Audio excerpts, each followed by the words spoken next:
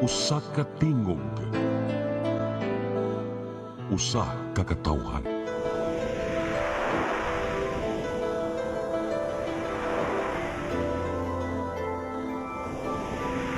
Cebu Catholic Television Network.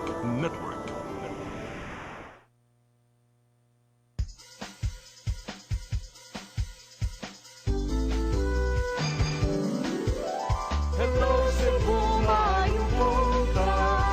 Nagsunta ang kahayag nga nagsulti sa matuod, nadagan sa panghitabo. Hello Cebu, maayong buntag Pinoy.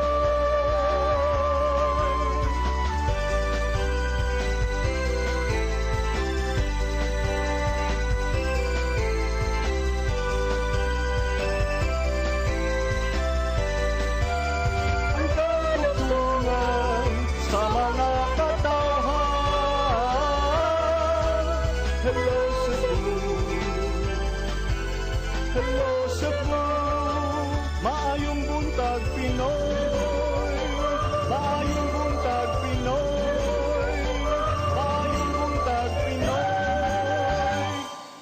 Hello Cebu, maayong buntag Pinoy. Adlaw karong Lunes, pitsa 8 sa buwan sa Abril 2024. Sangan sa akong partner nga si Manny de los Santos Rabakal, ako yung alagad sa kahanginan Malu Inocando Tabar o baniko nining adlawng Lunes sa atong programang Hello Cebu, maayong buntag Pinoy. Akong feeling no pagpadung na ko diri medyo medyo hawan makinggan.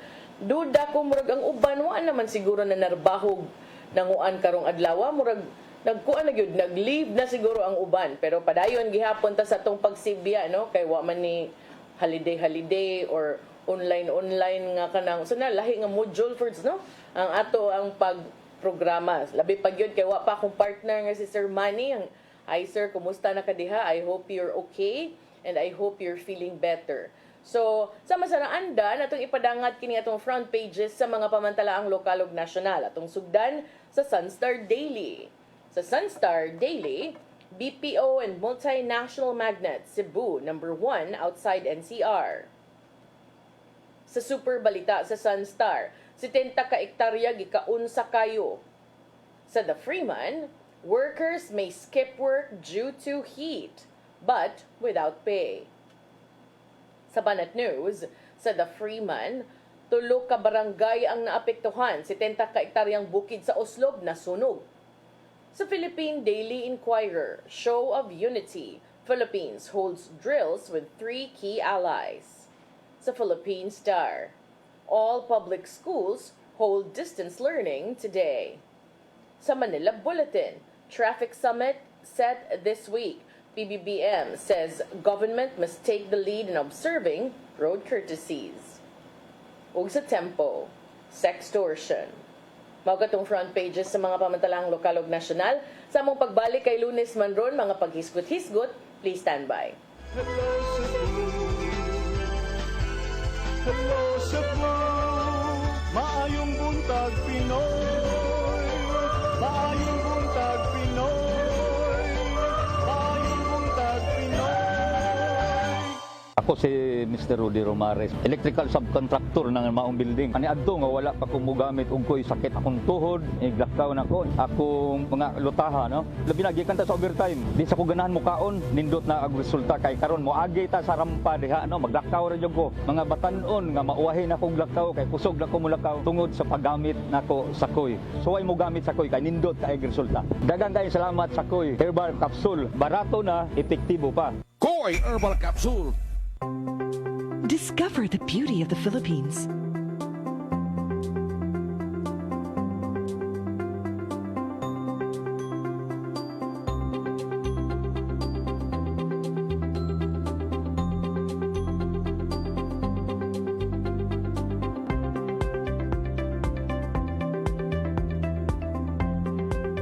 With Philippine Airlines, the country's flag carrier.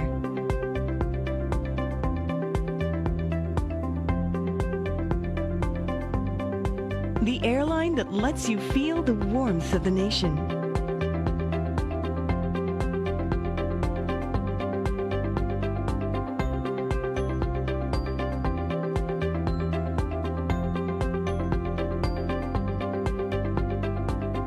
buhay.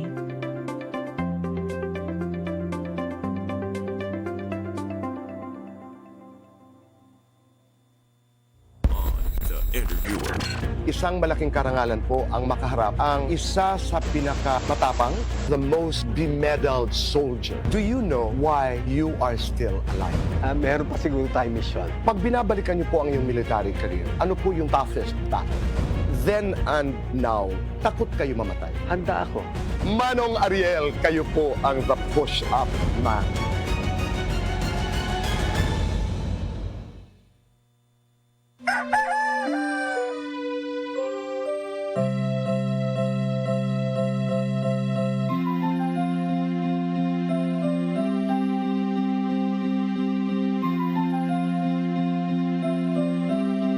Ma, wala na ko'y data, ma. Palud, ma.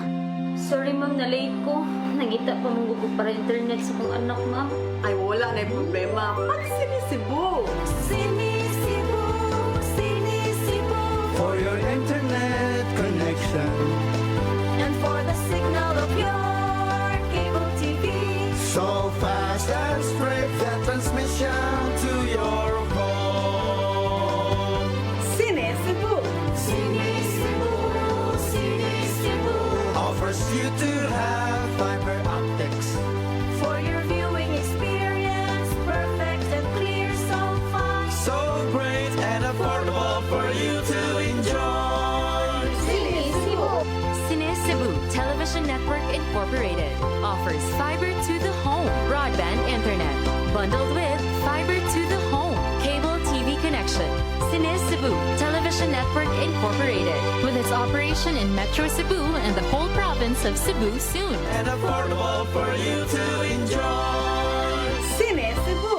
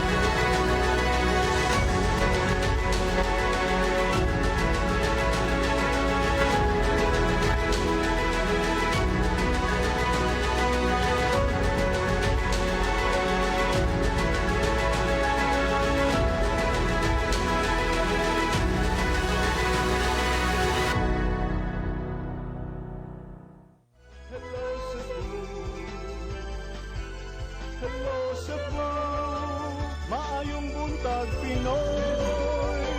Maayong buntag Pinoy. Maayong buntag Pinoy. Balik sa Hello Cebu, maing buntag Pinoy ug karon sa atong mga paghisgot-hisgot. Ato sang unahon kining nakakontribute sa kamingaw sa atong kadalanan karon. Human usab ang ato ang Department of Education mi luwat og advisory nga nagmando usab sa ato ang mga magtutudlo sa mga school administrators ug sa mga tinunan nagiya kanila sa alang karong adlaw nga supposedly klase no na sandwich ni between holiday ugma ug sa sunod adlaw nga gideklara usab nga holiday. Sa advisory giluwatan sa Department of Education, ilahang gitumbok gipitsahan kinig April 7 o kagahapon. Akong basahon nilang advisory niingon, in order to allow learners to complete pending assignments, projects, and other requirements, all public schools nationwide shall implement asynchronous classes, distance learning on Monday, April 8, 2024, karong adlaw. Likewise, teaching and non-teaching personnel in all public schools shall not be required to report to their stations. Finally, private schools shall not be covered by this advisory but shall have the option to implement the same. Medyo nasangit akong mata kay rong spelling man ang asynchronous. So, murag ka ng lain man kay Department of Education ba yata. But anyway, it's just a typo error. So, unsa man ning asynchronous, buot pasabot, dili sila mangadto, dili face to face, no? So, distance learning. Pwede ra sila magpadayon sila mga pagtuon pero adto sa panimalay unya ilahang gamiton ang tibok adlaw nga higayon aron makumpleto nila ang ilang mga assignments nga panahuman, mga proyekto ug uban pang mga requirements alang ni sa tanang pampublikong tunghaan sa tibuok nasod. Unya giawhag sab nila nga ang mga pribadong eskwelahan dili sila gipahibaw nila ang mga pribadong eskwelahan nga wa sila ilabot nining maong advisory sa Department of Education but do na sila option nga mopatuman niini. Klaro usab sa DepEd nga ang mga magtutudlo o katong mga naa nagtrabaho sa mga tunghaan na pandili mga magtutudlo, dili sab sila required, dili kinahanglang mo report sa ilahang mga buhatan. Ang mga pribadong eskwelahan nga way labot o dili covered sa maong advisory, apan matud sa DepEd nga ang ilahang school administrators mahimong makapatuman sa maong kamanduan. Matud ni DepEd Undersecretary Michael Poa nga ang announcement dili kani subay is not in relation with the heat index in the country. Ingon siya kasi yung init ng panahon at anytime pwede pong magsuspende agad ng in-person classes ang mga school heads. Kaya po hindi nagba-blanket suspension due to heat is because iba-iba po ang situation ng 47,000 public schools across the country. Basically, since ipit rin siya sa holidays, best time for learners to use the time to complete pending matters that they need to complete. So, giklaro sa DepEd nga dili ni tungod sa kainit sa panahon. Murag na timing lang. Kay ilang giingon nga dili mahimo nga blanket suspension o kanang iharos og pagpatuman ang suspension kung gamit ang rason nga kainit sa panahon tungod kay managlahi ang sitwasyon sa 47,000 ka mga pampublikong tunghaan lukop nasod. Ang rason di ay niining pagdeklara nila nga asynchronous o distance learning ang ipatuman karong adlaw tungod kay naipit siya naipit man tungod kay na sandwich siya sa duha ka adlaw nga holiday. Tungod ana aron kuno matud pa magamit na lang pud ang higayon alang sa mga tinunan nga gamiton ang panahon aron makumpleto ang mga pending matters nila nga kinahanglan. Face-to-face classes o katong personal nga pag-adto sa mga tunghaan will resume o mubalik karong Huwebes, Abril 11. Unya, bisan pa man ni ana, ang uban sab nalipay kay may nalang kuno nga naarang-arang usab in town nakalugar-lugar sila karon murag street long weekend kay di na kinahanglang moadto pa ang mga bata sa mga tunghaan. Importante kaayo pod nga kanang mas maayo pod kaayo nga relax lang sa adto lang sa mga panimalay kay straight baya ang holiday. So mao na karon akong pangutana makaingon ba gud gyud ta nga tibok adlaw gyud gamito na sa mga bata bisag dili no sige basta ang importante nga magamit ninyo ang adlaw itagaan mo higayon nga tagaan mo higayon nga one whole day para mahuman sa iyong mga assignments uban pa mga project wa na gid mo'y rason kung di pa gid mo makasubmit ika Thursday kay tagaan mo higayon karon ay duha ka adlaw holiday tomorrow and the next day. So at least maximize no pahimusli ang panahon ug ang kahigayunan nga gitagaan mo break sab karon. Unya sa laing bahin arita nga grabe sab gihapon kaayo nga balita over the weekend no. Dunay mga sunog nga miigo sa managlahing mga dapit dito sa Toledo. 15 ka mga panimalay ang nangaguba ang gilamoy sa kayo no dito sa Barangay Luray 1, Toledo City kagahapon sa hapon. Ang sunog nagsugod sa sudlunon nga bahin sa barangay ug ang Toledo City Fire Station may isa sa alarma sa sunog ngadto sa second alarm tungod usab sa kahagipot sa kadalanan. Ang mga miresponde nga mga bombero ug fire trucks lakip na ni adtong mga ni responde usab sa nahitabo sab nga grass fire sa barangay Kanlumampaw dito gihapon sa Toledo sa susama gihapon nga dakbayan no. Firefighters and fire trucks nga may responde niini naglakip so murag kumbati kaayo inta natong kabomberuhan dito gihapon sa barangay Kanlumampaw kay kaning sunog sa Kabale dito ni nahitabo sa barangay Luray. Ang sunog gideklara nga napaong alas 2:30 sa hapon kagahapon. Although ang fire department padayon pang nag-imbestigar sa maong hinungdan sa maong sunog. Ang danyos gikan sa sunog dito sa mga panimalay sa dakbayan sa Toledo gibana-bana nga moabot og 1.8 million pesos. Samtang sa laing bahin kini naabot gini sa mga national papers dito sa lungsod sa Oslob niabot og 70 ka ektarya ang naapektuhan sa extensive grass fire. Karon pa ko nakabantay no ug nakasinati nga kanang ingon ani nga grass fire sa Gunson ubay-ubay. Unya matud sa Oslo Fire Station ang sunog grass fire nagsugod sa iyo ni adtong hapon sa Sabado. Apan gi-report ngadto sa fire department alas 8 na anang adlaw. Naglisod matud pa ang mga bombero sa pagkontrolar sa kayo tungod kay kusog ang hangin. Apan nakontrolar ni kagahapon mga alas 2 sa hapon sumura siya nag-overnight. Nya lain kita naon makadungog man ta aning mga wildfires, grass fires in other parts of the world no. We usually hear this gato sa kanang Amerika pero karon pa ko nakadungog anang ingon ani unya kagrabe ana nga kuano kanang isog kaayo ang kayo.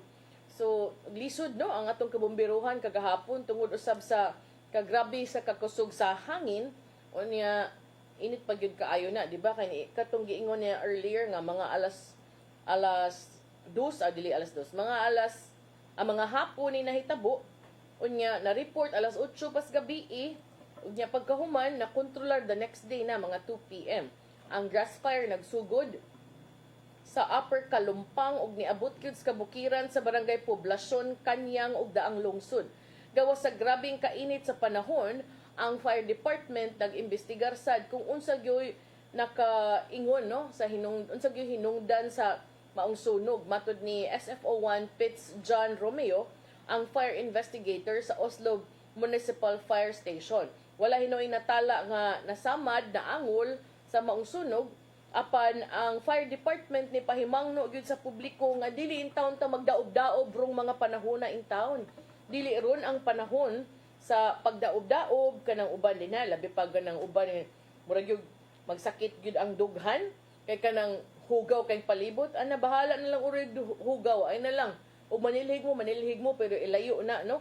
Ang akong makuyawan kanang mga gipang bungkag nga mga balay ka ng mga gipangbungkag ng mga kahoy, gipadapling, gitambak tanan.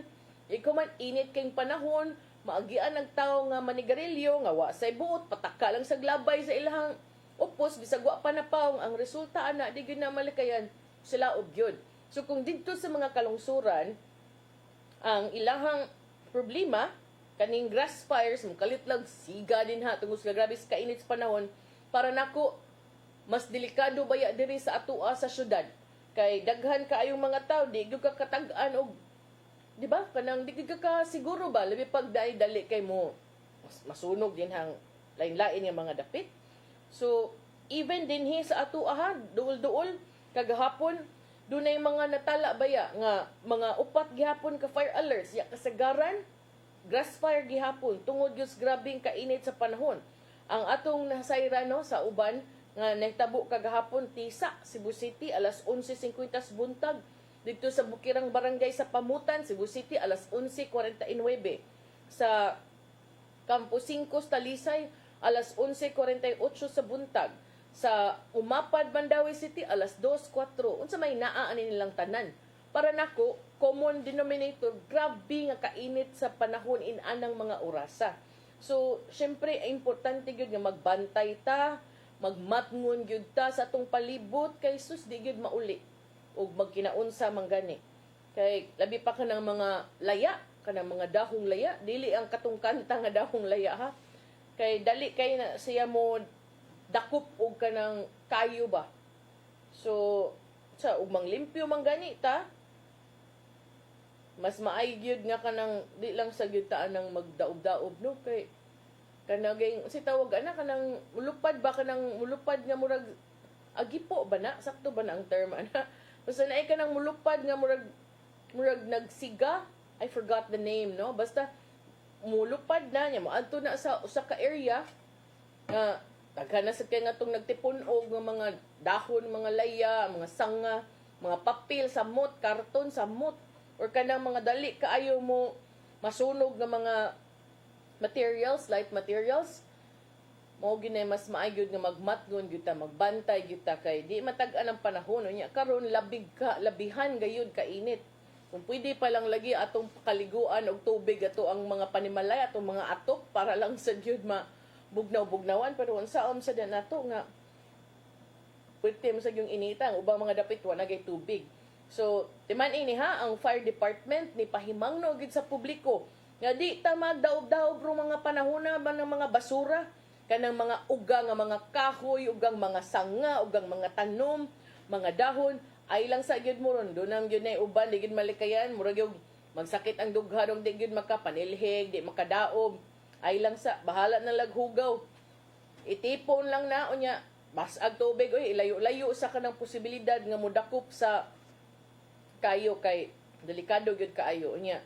Kini karon no I don't know unsa may say kay mabuhat ani sa ato ang government agencies ka di man sad ta mahimo nga kanang gani tubig huwaw gani di ba di pud mahimo nga imo na pagabisbisbisan diha nya init gyud kaayo gyud sad ang panahon. So ambot ug unsaon na ron para nako the best na to mahimo is kuan lang yun prevention kay kani di ko ka-imagine inani ka grabe imong makit-an makatug pagkataan ni unsa man ni siya del kanang layo di bang ko suito sa uslob no daghan ka ay ni pila man gyud ni ka mga unsa kadaka 70 hectares is quite big ba but kanang ang mga nagpuyo ka diring dapitan no kay gawas bayaan ning delikado sa sunog na other sad nga concern ani kay kani nagkayo namang gyud ni ang kana bayang aso kay dili biya na sad maayo sa mga makasimhot.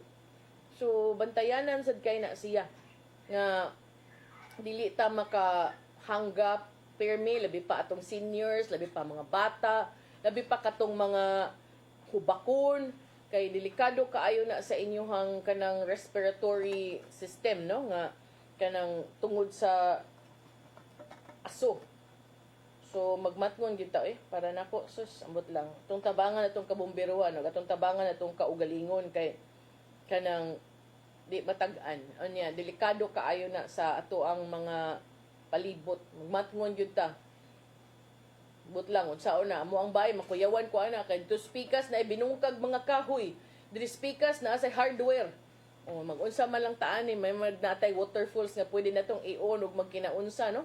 So magmatngon gyud ta kanunay sa ato ang mga gibuhat unya.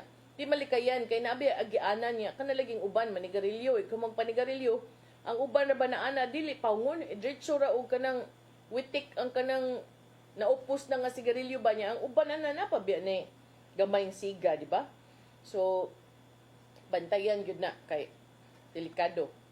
Arita sa laing hisgutanan ato sa nang biyaan kadali ang mga sunog-sunog unya kung doon naman gay mga nahitabo nga susamang mga dapit ato sad nang ipadangat unya. Karon Doon ako'y nakita, front page to. Ang mga trabahante nga medyo nahasol na kay grabing kainit, giingnan mo sa kuan, giingnan mo sa Department of Labor, pwede ka ay mo, di mo trabaho. Pero ay mo pagdahom nga bayran mo. No pay. Ang mga trabahante, matud pa, have the option not to report for work to avoid the scorching heat, but they would not get paid for that day.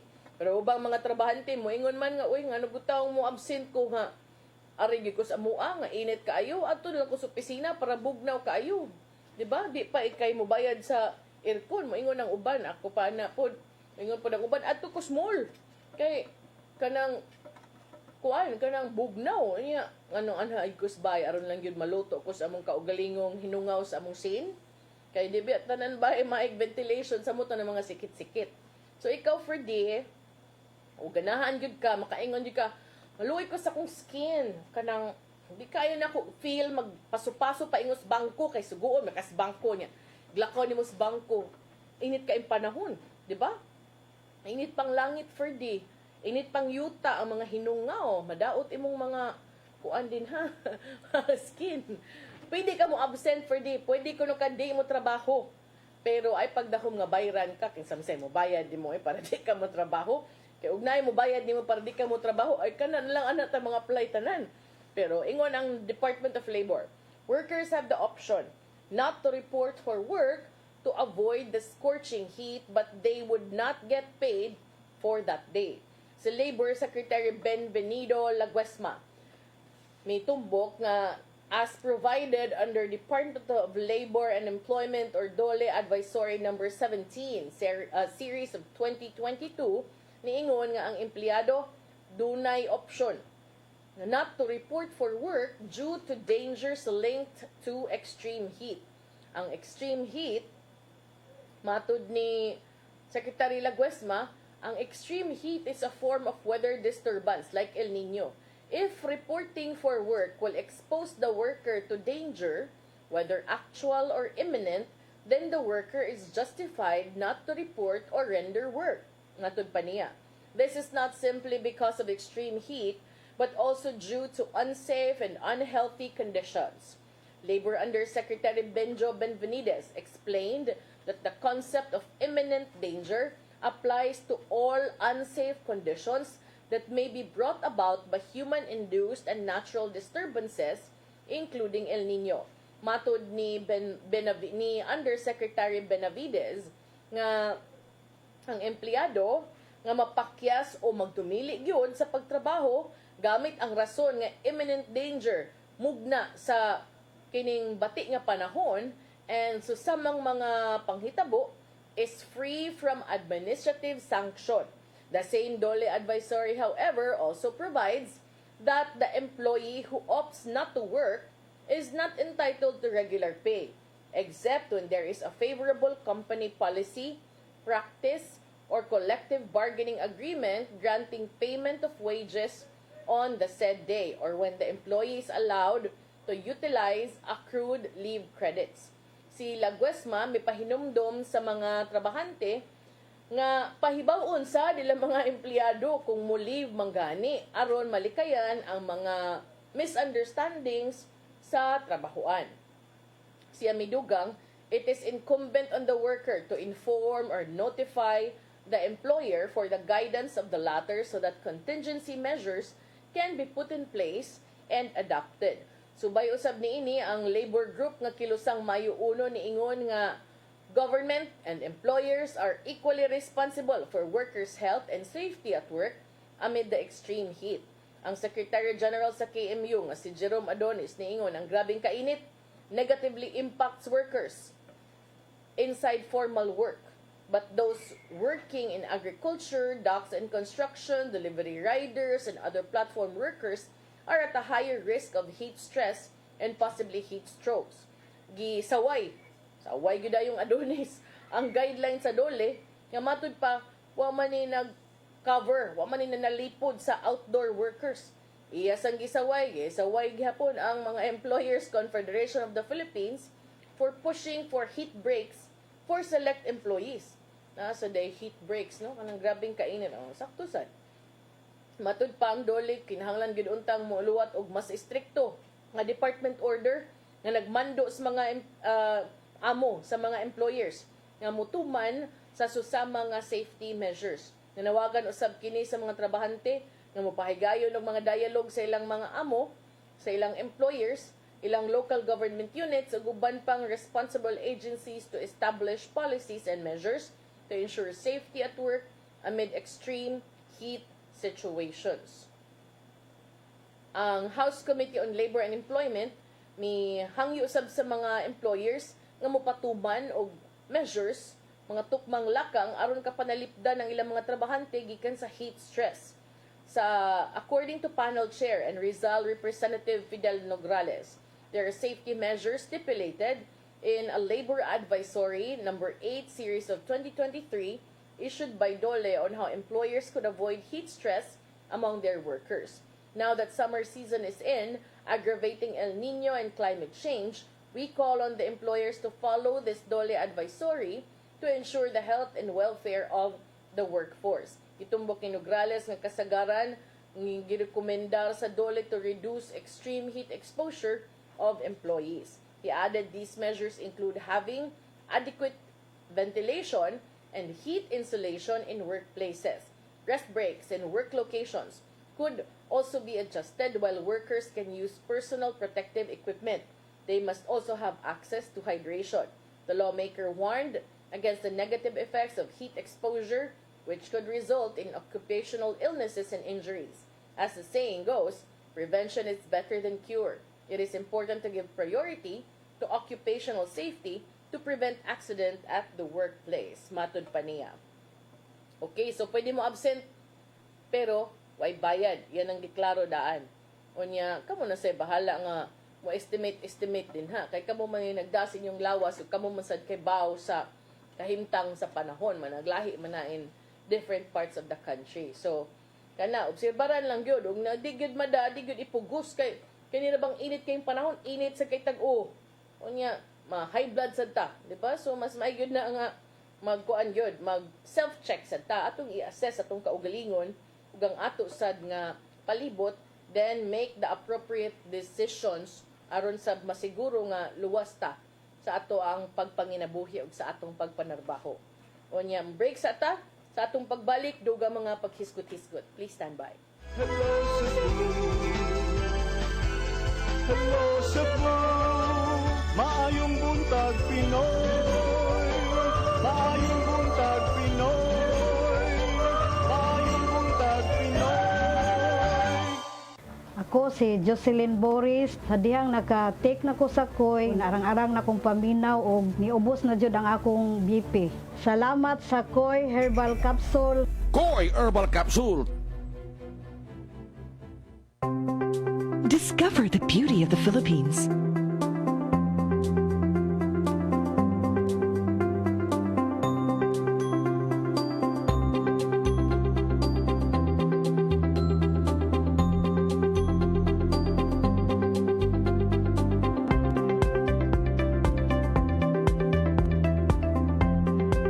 With Philippine Airlines, the country's flag carrier.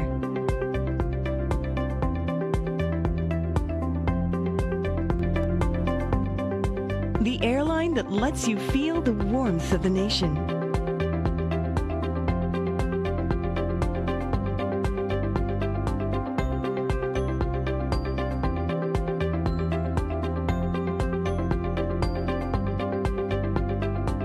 Mabuhay!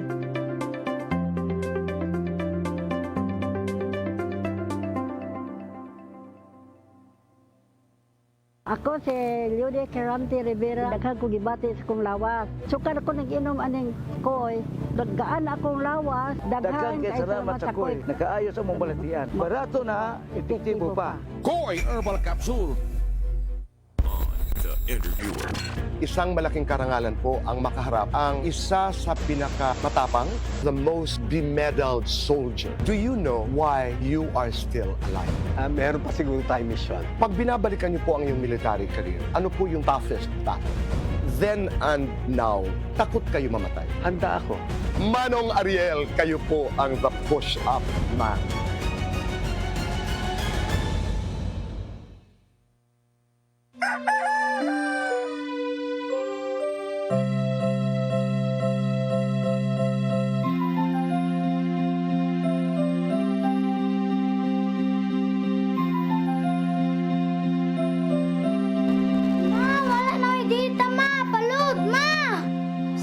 ma'am, na-late ko.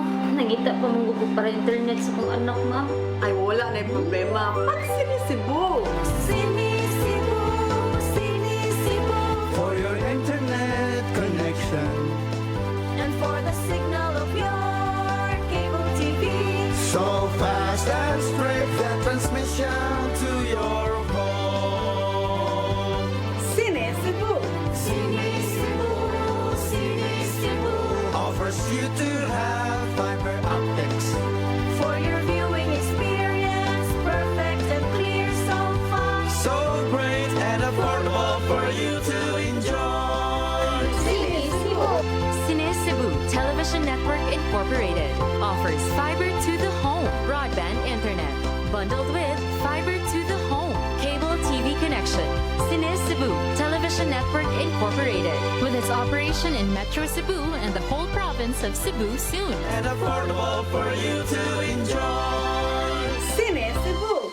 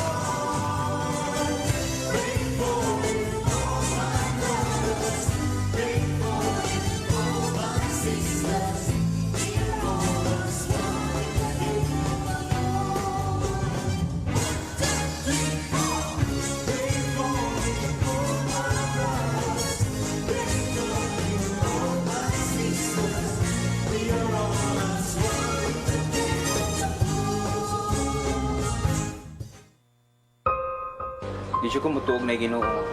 Ado na po Ginoo. Pero magulo ng bata da. Nangita lagi ni gatas. Ang mga tao, wala mo duol kaniya. Kasabot ka akong ipakuha.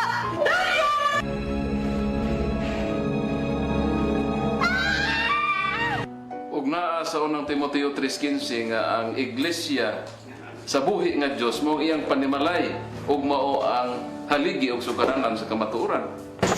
Mayo! Kasi tayo. May hatag lang unta kong gatas para sa inyong anak. Basin kadahon ka nga ikaw ang gwapa sa tibok kalibutan. Unsay reparation, Monsignor? Buhi kag laing bata aron mabayran ang imuhang nahimo nga dako kasalanan.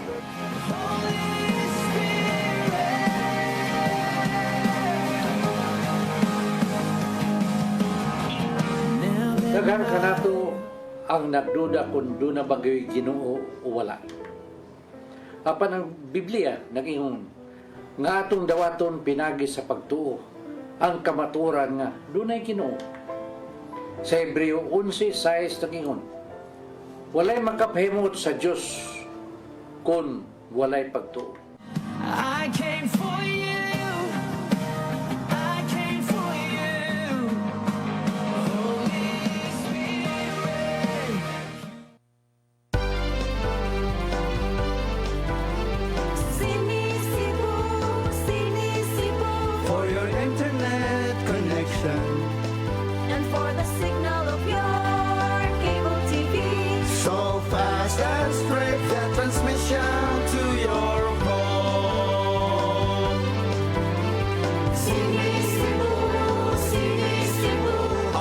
you to have fiber optics. For your viewing experience, perfect and clear, so fine. So great and affordable for you to enjoy. Cine Cebu Television Network Incorporated offers fiber to the home broadband internet bundled with fiber to the home cable TV connection.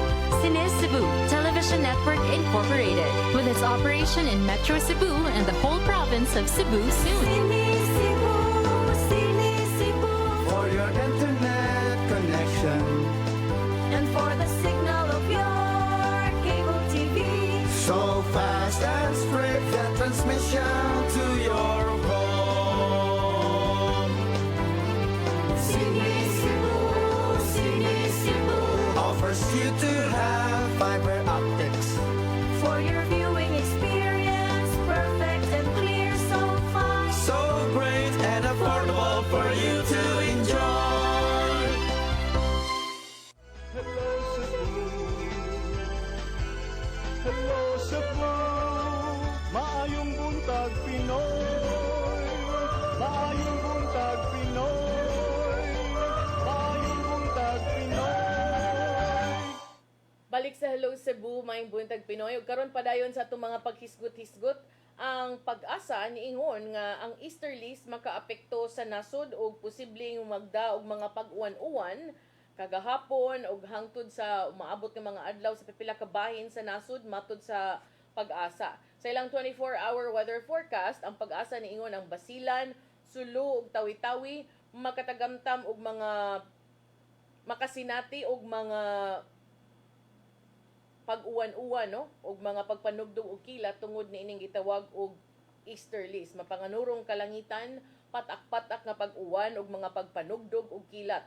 Samtang ang the rest of the country apil ang Metro Manila makatagamtam usa makasinati og partly cloudy to cloudy skies, apil na gihapon ang isolated rain showers or thunderstorms. Ang Weather Bureau ni pahimangno sa publiko nga magmatngon tungod kay bisag grabe kay init ang panahon, pwede gihapong mahitabo ang flash floods ug landslides, posible kung moabot gyud ang grabe nga pag-uwan sa pipila ka bahin sa nasod. Light to moderate winds and slight to moderate seas will prevail across the country. Samtang danger level heat index na kita usab sa 7 ka mga dapit matud sa Weather Bureau nga posibleng makasinati og danger level heat index ranging from 42 to 43 degrees Celsius didto ni sa Lawag, Ilocos Norte, 43 degrees Celsius, Dagupan, Pangasinan, 42 degrees Celsius, Apari, Cagayan, 43 degrees Celsius, Tuguegarao City, Cagayan, 43 degrees Celsius, Puerto Princesa, Palawan, 42 degrees Celsius, Daet, Camarines Norte, 42 degrees Celsius, and Cotabato City, Maguindanao, 42 degrees Celsius. Ang heat index ato naman ning nahisgutan kaniadto mao ni ang temperatura nga mabati sa lawas when relative humidity is combined with air temperature. Magipahimangnuan usab sa Weather Bureau ang publiko nga limitahan ang panahon nga adto ipahigayon sa gawas nga bahin, labi pa direct exposure to scorching sunlight and drink plenty of water. Excuse me. Inom sa tagtubig kay ingon ra bang pag-asa, drink plenty of water. Pahimangno usab sa pag-asa nga heat cramps and heat exhaustion are likely while heat stroke is possible with continued exposure to the heat. Ang Dagupan, Apari in Tuguegarao nakasinati ni atong Sabado sa labing taas nga heat index at 43 degrees. Okay, so mao na atun nang gyapon ta murag ubay-ubay gyud grabing kadaot na hatag aning kainit sa tuaro mga panahon na pipila ka bahin sa lalawigan nakasinati og grass fires. Unya ang uban sad pero sige puyo lang gyud sa balay kung ting init unya nang ta mo gawas og mahawan-hawan na. Okay, sige. So, aritas dugang mga paghiskot-hiskot, ari na sa LTO. Basig tikuka tagkalit dire, mga itag-dispensa daan kay solo flight ba taron. Ang Land Transportation Office ni mando sa pag-streamline sa pag-release sa mga dokumento, RFID, o mga license plate sa mga tag-iyag sakyanan, ensuring completion within only 5 days. Ambot lang, amo ang lisensya, amo ang plaka, hay naka to. So, sa LTO memorandum, si LTO Chief Assistant Secretary Attorney Vigor Mendoza, the second, ni mando sa accredited manufacturers, importers, assemblers, dealers, and other entities nga striktuhon ang pag-observe sa 5-day rule in the release of vehicle official receipts con OR and certificate of registration, RFIDs, and license plates. Si Mendoza ni pahimang no usab sa mga may erdois, iyaman yung acronym, no? Katong accredited manufacturers, importers, assemblers, dealers, and other entities, nga sila mag-atubang og tukmang silot og mga penalty kung sila mapakyas sa pagtuman sa provisions sa mga memorandum. Ilahan na matud pa nga gisimplify ang tibuok proseso subay sa LTO Citizens Charter in order to address the numerous complaints about the delay in the release of the documents and license plates. Matud ni Mendoza sa usa ka pamahayag. Wa kay video dahil Mendoza del ug sa Dole sa LTO del. Ang guideline matud pa, taud-taud na ni nga gipatuman, ang memorandum usab is just a reiteration that they must observe the fast transaction and release tungod kay ang LTO mo'y mapasanginlan sa higayon nga malangan when in fact it should not, matud pa. Base sa memorandum, ang online submission of documentary requirements must be done in 2 days, while payment after approval of the new registration transaction must be done in 1 day. On the other hand, ang receipt of the OR, CRs, plates, and RFIDs should be done within 3 days. Immediately after, ang kining maerdois, kato atong gibasa ganina nga mga accredited nga mga katong accredited nga mga manufacturers, importers, assemblers, dealers, and other entities, kinahanglan usab matud pa nga mupahibaw sa mga tag-iya sa OR o CR, sa RFID, ug sa mga license plates nga available na kini for distribution. To ensure compliance with the order, si Mendoza ni mando usab sa mga mayordois to submit a bi-monthly report to the LTO. Niingon siya, car dealers must release the ORCR and the license plates within the prescribed time by the LTO.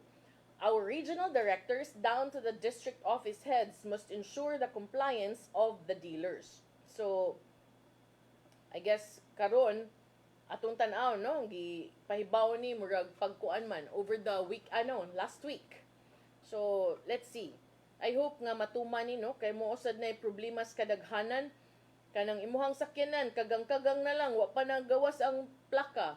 Ang uban ang akong ang akong kaila iyahang lisensya papel nalata na lang wa pa gyud na-release ang iyahang plastic nga driver's license. So to me it's important sad nga ato nang dalion kay ang uban ra ba kanang dakog mabayran pero mausad lagi nga sad nga mobayad sa magdako kayo nga mga fixer man sad in town mo nga kibaw man sad mo nga dili na assurance ang uban siguro but laman nang giingon sa LTO nga why fixer dinhi. Sige, pero paspasi po ninyo kay mausag maabot sad na sa punto nga mag-fixer ang uban kay tungod sad sa kalangay sa transaksyon. So, di ba? I hope no, I remain hopeful nga makita na nato ang kausaban base usab sa lakang ang gihimo ni LTO head nga si Attorney. Arita sa lain na po nga traffic gihapoy problema ani kining pagpadayon sa pagtukod sa Cebu Bus Rapid Transit Project. Lahi masad ni nanas lain nga ko kay gitawag og link to the port feature. Bisag wa pa ni nasugdan, pipila ka mga motorista ug mga opisyal ang nagpadayag na sa ilahang kabalaka kay nagpaabot sila ug nag-anticipate sila nga negatibo gyud ang epekto ni ini sa traffic labi na dinha sa downtown area. Kini maong feature, matud ni CBRT Project Manager Norvin Imbong, magsugod sa intersection sa Fidel Rosario Street and Bacalso Avenue and Osmeña Boulevard, paingon sa MJ Cuenco Avenue at tubangan sa Plaza Independencia. Si Imbong sa iyang mensahe ngadto sa Sunstar niingon nga kining dapita palambuon pinaagi sa pag-aspalto sa daan, pag-ayo sa drainage system o pagtaod og street lights. Yang giklaro nga walay mga BRT buses nga maabot din hang dapita apan ang maong daan siradhan once mapatuman og sugod ang maong proyekto. But its effect, according to Imbong, will only be minimal. Ningon siya kapag may road closure, the effect is minimal kasi. Asphalting will be done in the evening. Minus na kuno kay ang pag-aspalto sa gabi mang kuno buhaton. Cebu City Transportation Office Legal Officer Kent Francisco Jongoy sa usa ka mensahe gihapon ngadto sa Sunstar Cebu niingon nga ang link to the port feature will also include extending the sidewalk, which will greatly affect the existing traffic flow in the area. Matud ni Jongoy, ang city government has only approved the asphalting, adding that the sidewalk extension design is still subject for approval. Ang pagsira sa dalan magsugod sa intersection sa Fidel Rosario and Bacalso paingon na ngadto sa Plaza Independencia. Unya, layo-layo sad baya na moagi pa nagbasilika, di ba? That stretch gitumbok na nga usa sa mga labing busy nga daan sa syudad tungod kay kini mo mag-connect, magsumpay sa downtown area paingon sa uptown area. Kasagaran puno nig mga public utility vehicles gawas sa private vehicles. Usa sa nahinabi sa Sunstar Daily nga tig-agian din sa Osmeña Boulevard aron maabot sa iyang trabahoan sa Lapu-Lapu, niingon nga iyang gi-welcome ang pagtaod sa streetlight sa maong dapit apan iyang gi-question kung gikinahanglan ba yung aspaltuhon ang daan. Wa mang sad kuno gikinahanglan nga gub-on din ha kay maay pa man ang daan diha sa Colon area. Kung ila kunong ipatuman ang pag-aspalto kini makamugna niya kunog dugang traffic dinha sa maong dapit. Doon na sa usa ka motorista, nahibungan naman nga apil ang downtown area sa CBRT project nga wa man ni apil unta sa ruta. Makamugna lang kuno ni grabing traffic labi pa kay gagmay ang daan sa Colon area samtang daghan kaayog jeepney stop ug napagay mga manglabang. Si Cebu City Councilor James Anthony Cuenco sa iyang mensahe ngadto sa Sunstar niingon nga sayod siya aning link to the port feature. Matud pa, iya lang supakon katong pag-aspalto sa mga daan nga klaro kaayong maayo pa og kahimtang. Gibutyag ni Cuenco nga ang konseho nahibaw ni ini ato sa ilang executive session ni antong Miyerkules Abril 3 nga there was no need to destroy the existing road and apply new cement for the bus lanes along the first package route since the new cemented roads are still on the same level as those that were destroyed. Sa iyang pamahayag niingon si Cuenco, such wasteful practice of spending public funds, not to mention the gross inconvenience it has caused the public, should be condemned and those found responsible be held accountable. Ninduta si mong pamahayag. Ganahan kung Council James Cuenco runda kay kuan yun, straight to the point. Kanang way lipod-lipod. Matud ni Jongoy, this part of the project should have been discussed during the inception of the construction in 2023 so that the CCTO could prepare a traffic management plan, particularly to address sa mga rota sa PUV. Kay ang mga PUV nga magikan sa southern part of Cebu City, lakip na katunggikan sa mga dakbayan Naga ug Talisay, anha biya moagi sa Osmeña Boulevard ug sa downtown area. Apan matud pa niya, there will be no road closure as long as the design is not amenable to the city government. Mato di Jongoy, pipila ka mga bahin sa Osmeña Boulevard, paingon sa Plaza Independencia nagkinahanglan og maintenance, apan tungod kay National Road man kini, it is under the jurisdiction of the Department of Public Works and Highways. Mato ni Imbong ni adtong kagahapon nga nagpaabot pa sila sa approval sa syudad sa link to the port feature, which is in line with Cebu City's goal to pedestrianize the city's heritage district, which is the downtown area. Niadtong Sabado, ang CBRT nagpost sa ilang Facebook page nga ang pagtukod sa bus station doon sa Cebu Normal University nagsugod na Samtang infrastructure works on the foundation of the bus station near the Cebu South Bus Terminal are nearing completion. Okay, ato nang atangan. Kana binatog atanganan ani oy. Pero di kay kung gananan yung tubag sirha nga moingon mo nga ay mga ayuhonon pero national road man na atong itugyan sa DPWH. Na naman good mo din ha. Ngano man sa good ay inyo alam pud ng tabahuon or inyuhang paspasan o follow up dito kay nay talamban ay. Butlang taud-taod na gyud to murag kaniadto ang wave karon murag tsunami naman ay nag-agi na mo nagkadagko namang libaong unsa may itong gipaabot ana. Murag pait kayo, maluoy sa din taon mo sa mga agi. Luoy kay labi pa mga motor kay kanang delikado kayo. Arita sa laing bahi na pod, manam tas BRT ari na pod ta sa CPA ang way kahumanan nga panagbangi sa CPA ug sa Cebu City Government. Ubos sa lideratong Mayor Michael Rama murag taud-taud pa gini mahuman. Nga naman, duha ka adlaw human gibabagan og railings ang sa kabahin diha sa Port Extension Project sa CPA nga matud sa Cebu City Government illegal kay way permit ang CPA. Duha ra ka adlaw gihatag ay padayo na sad sa ilahang kuan. Clearing operations ni resume sa ilang construction sa port extension.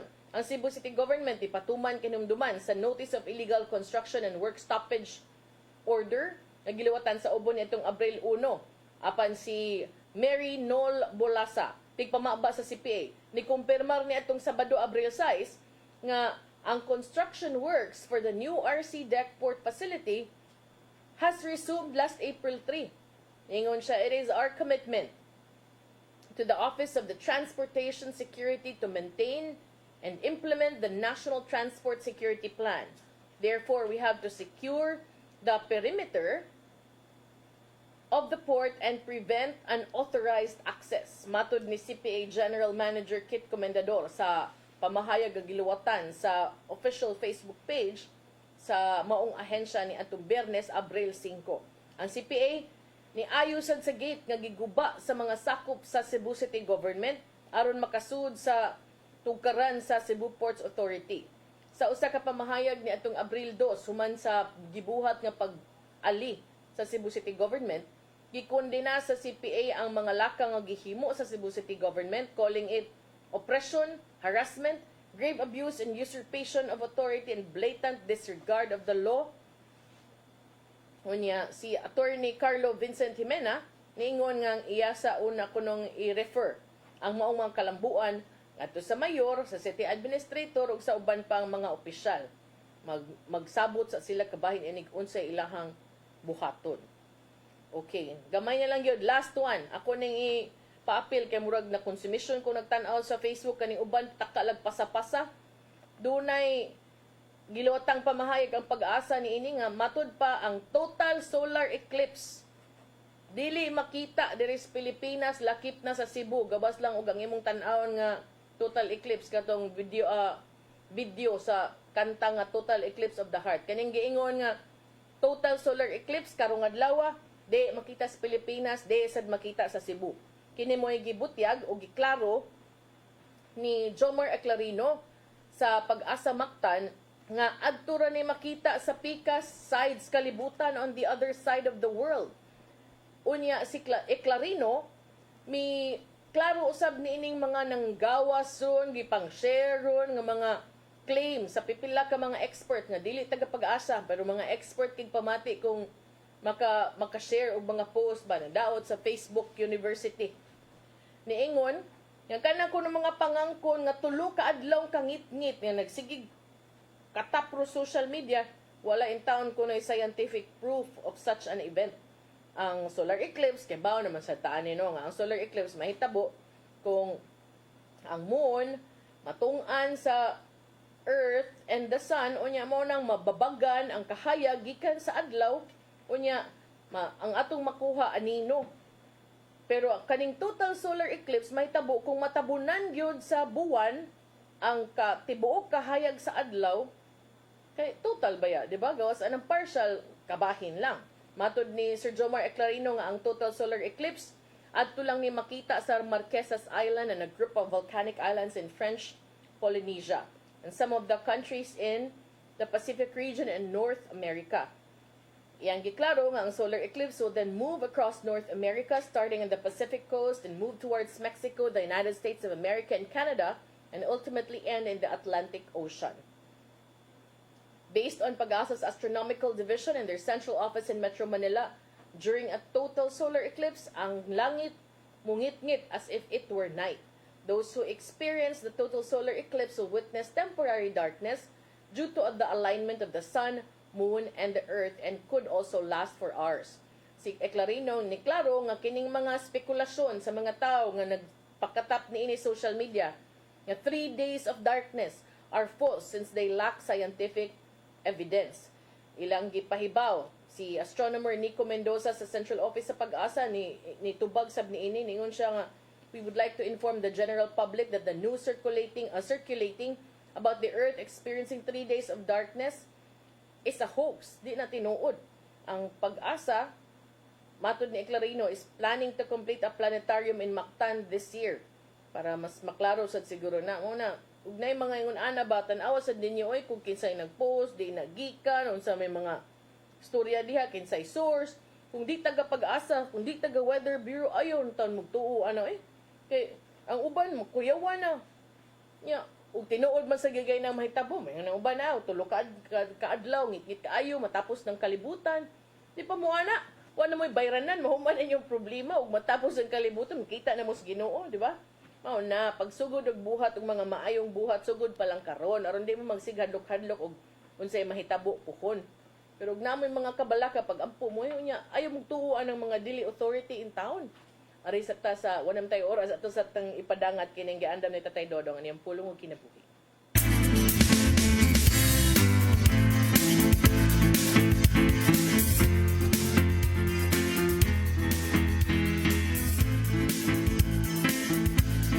Ang pulong mo, ang diwag sa dalan ko. May mga higayon nga gusto kitang maminaw sa katao. Apan naamguhan na lang nato nga waday kita makadungog sa iyang gisulti. Ang pagpaminaw mainungdanon kayo sa karelasyon, ingon man sa atong pagpaambit sa gugma sa Ginoo ngadto sa uban. May mga higayon nga kinanglan nga ibutang nato ang atong mga cellphone, remote control o iPad aron makapaminaw tag husto niya nang nakigsulti ka nato.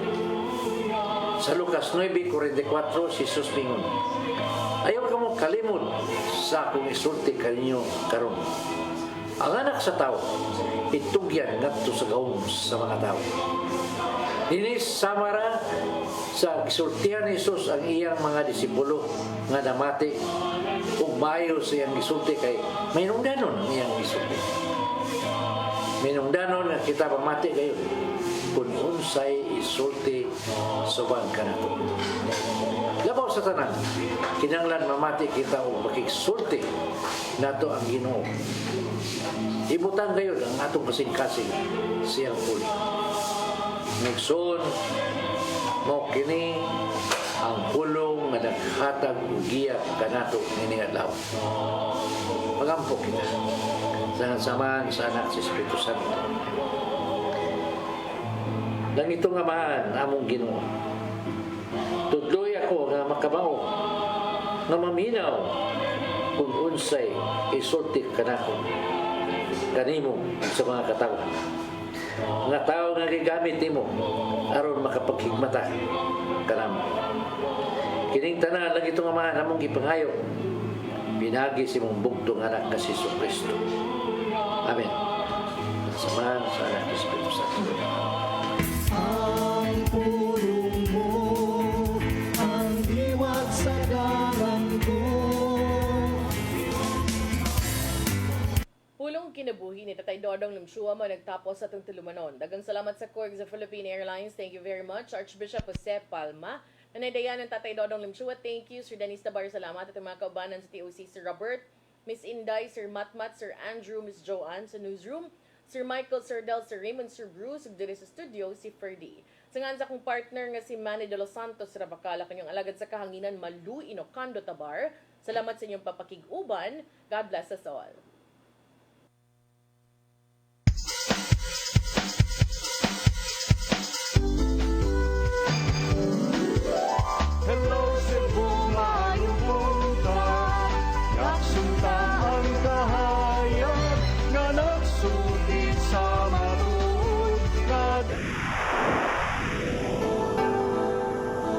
usa ka pagtuo